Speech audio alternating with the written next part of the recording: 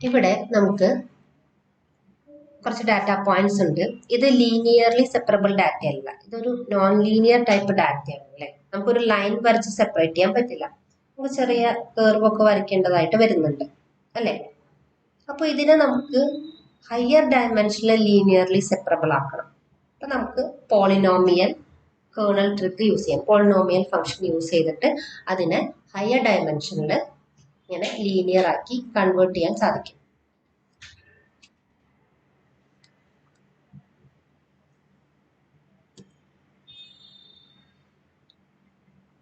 ഇനി നെക്സ്റ്റ് നമുക്ക് support vector machine working നോക്കാം. ഫസ്റ്റ് നമുക്കൊരു ഡാറ്റ കിട്ടിക്കഴിഞ്ഞാൽ അത് ലോഡ് ചെയ്യണം.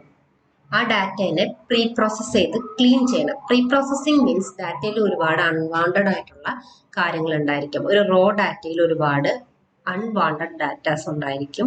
ചിലപ്പം ഡാറ്റ മിസ്സിംഗ് ആയിരിക്കാം. അപ്പം ഇങ്ങനെയുള്ള എല്ലാ ഡാറ്റയും ഹാൻഡിൽ ചെയ്ത് അതിനെ ക്ലീൻ ചെയ്ത് മെഷീൻ ലേണിംഗ് മോഡലിലേക്ക് തയ്യാറാക്കുന്നതിനാണ് നമ്മൾ പ്രീ പ്രോസസ്സിംഗ് എന്ന് പറയുന്നത്. അപ്പോൾ അതിനുശേഷമാണ് നമ്മൾ ആ മോഡലിലേക്ക് അത് കൊടുക്കുന്നത്. അപ്പൊ നമ്മളൊരു കേർണൽ ചൂസ് ചെയ്യണം സപ്പോർട്ട് വെക്ടർ മെഷീനിൽ. അപ്പൊ ആ ഒരു കേർണൽ നമുക്ക് linear simple linear type data ആണെങ്കിൽ നമുക്ക് ലീനിയർ എന്ന് കൊടുത്താൽ മതി. പക്ഷെ എന്നാൽ കോംപ്ലക്സ് ഡാറ്റയിൽ നമ്മൾ RBF അല്ലെങ്കിൽ പോളിനോമിയൽ ഫംഗ്ഷൻസ് ആണ് യൂസ് ചെയ്യുന്നത്. ഓക്കെ,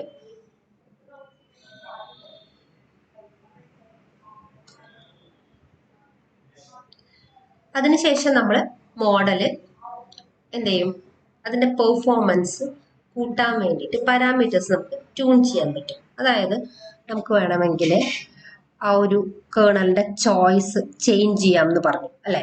അതായത് ലീനിയർ കൊടുക്കാം, RBF കൊടുക്കാം. അപ്പം നമ്മുടെ ഡാറ്റേനെ ബേസ് ചെയ്തിട്ടാണ് നമ്മൾ അത് മാറ്റി കൊടുക്കുന്നത്. ശരിക്കും നമ്മൾ ആ പാരാമീറ്ററിനെ ട്യൂൺ ചെയ്യണം. കുറച്ച് വാല്യൂസ് ട്രെയിനിങ്ങിന് മുമ്പ് നമ്മൾ എന്താണ് സെറ്റ് ചെയ്ത് കൊടുക്കും. അങ്ങനെയാണ് പാരാമീറ്റേഴ്സ് ട്യൂൺ ചെയ്യുക എന്നും ഉദ്ദേശിക്കുന്നത്. അതായത് ആ ഒരു മോഡലിന്റെ പെർഫോമൻസ് ഇംപ്രൂവ് ചെയ്യാൻ വേണ്ടിയിട്ട് ട്രെയിനിങ്ങിന് മുമ്പ് നമ്മൾ കുറച്ച് പാരാമീറ്റേഴ്സ് മുന്നേ തന്നെ ഇനീഷ്യലൈസ് ചെയ്ത് അതിനെ ട്യൂൺ ചെയ്തിട്ട് അതിനെ കൺവേർട്ട് ചെയ്യുന്നു. അത് ആ ഒരു മോഡലിന്റെ എഫിഷ്യൻസിനെ കൂട്ടുന്നു. ഓക്കെ, അതിനുശേഷം നമ്മൾ എന്ത് ചെയ്യും, ട്രെയിൻ ചെയ്യിക്കുന്നു. അതിനുശേഷം ആ ഒരു മോഡൽ എത്രത്തോളം ആക്യുറേറ്റ് ആണെന്ന് നമ്മൾ നോക്കുന്നു. പ്രിഡിക്ഷനും ഇവാലുവേഷനും ചെയ്യുന്നു. അപ്പൊ ഇവാലുവേഷൻ ചെയ്യുന്ന സമയത്ത് ഇത് ക്ലാസിഫിക്കേഷൻ ടൈപ്പിൽ നമ്മൾ ഏത് മെട്രിക് ആണ് യൂസ് ചെയ്യുന്നത്? നമ്മൾ യൂസ് ചെയ്യുന്നത് പ്രിസിഷൻ, റീകോൾ, ആക്യുറസി. ഈ സ്കോർ ആയിരിക്കും. നമ്മളിത് ഓൾറെഡി ലോജിസ്റ്റിക് റിഗ്രഷനിൽ പഠിച്ചിട്ടുണ്ടായിരുന്നു. അപ്പോൾ ഇതെല്ലാം ഒന്നുകൂടെ ഒന്ന് നോക്കുക. ലോജിസ്റ്റിക് റിഗ്രഷനിൽ നമ്മൾ accuracy, precision, recall, effort score ഒക്കെ നമ്മൾ പഠിച്ചിട്ടുണ്ടായിരുന്നു. ഓക്കെ, അപ്പോൾ നെക്സ്റ്റ് നമുക്ക് റിഗ്രഷൻ ചെയ്യാൻ പറ്റുമെന്ന് പറഞ്ഞിരുന്നു. സപ്പോർട്ട് വെക്ടർ മെഷീനിൽ റിഗ്രഷൻ ടൈപ്പ് ടാസ്ക് നമുക്ക് ചെയ്യാൻ സാധിക്കും. അപ്പോൾ നമ്മൾ SVR എന്ന റിഗ്രഷൻ ആണ് യൂസ് ചെയ്യുന്നത്. റിഗ്രഷൻ എന്താണെന്ന് എല്ലാവർക്കും അറിയാലോ. കണ്ടിന്യൂസ് വാല്യൂസ് പ്രിഡിക്റ്റ് ചെയ്യുന്ന ടൈപ്പ് പ്രോബ്ലംസ് ആണ് റിഗ്രഷൻ ടൈപ്പ് ടാസ്ക് എന്ന് പറയുന്നത്. അപ്പൊ അത് നമുക്ക് SVM യൂസ് ചെയ്തിട്ട് തന്നെ ചെയ്യാനായിട്ട് സാധിക്കും.